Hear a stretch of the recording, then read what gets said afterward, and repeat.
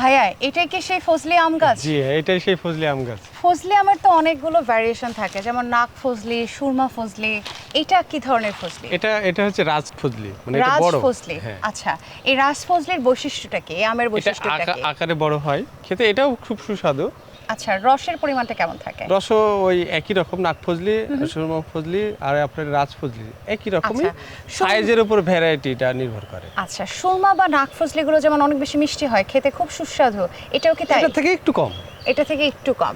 আচ্ছা, তো এই গাছটি তো বেশ অনেক বয়স্ক একটি গাছ, হ্যাঁ। কিন্তু সেই তুলনায় ফলন তো দেখছি আমরা, ফল অনেক ধরেছে, অনেক হ্যাঁ, ফল অনেক ফল ধরেছে। ধরেছে। প্রত্যেক বছরে কি এই পরিমাণে ধরে? হ্যাঁ, প্রত্যেক বছরে এরকমই ধরে। আচ্ছা, আমি যদি আপনি একটু এই আমটা আমাদের দর্শকদের জন্য একটু ধরে দেখাবেন, যে এই আমটি, যেটি দর্শক আপনারা একটু দেখুন যে ভাইয়ার হাতে এখন যে আমটি রয়েছে, এই আমটির ওজন কত হতে পারে?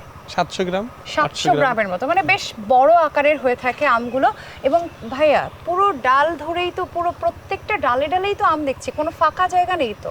মোজো বিরাট কারবার, জিতে নাও ফ্যামিলি কার, স্পোর্টস বাইক ছাড়াও লক্ষ লক্ষ নিশ্চিত গিফট। একদম আগা থেকে ডগা, উপরে নিচে সব জায়গায় গাছ অনেক ভর্তি আম ধরেছে। আম। ভাইয়া, স্থানীয় বাজারে এই আমগুলোর দাম কেমন? এখন 20 থেকে 25 টাকা। 20 থেকে 25 টাকা, তাহলে তো তুলনামূলকভাবে একটু কম। একটু কম।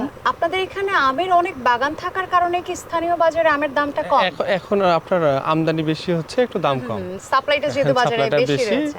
ভাইয়া, আমরা আপনাদের এখানে আস্তে আস্তে শুনছিলাম যে আপনার নাকি একটি আম্রপালির বাগান রয়েছে এবং আপনি এক্সপোর্টের উদ্দেশ্যে, আম এক্সপোর্ট করার উদ্দেশ্যে হ্যাঁ প্রস্তুত হ্যাঁ, আমি করছেন। আম্রপালির একটা বাগান এক্সপোর্টের জন্য প্রস্তুতি নিয়েছি।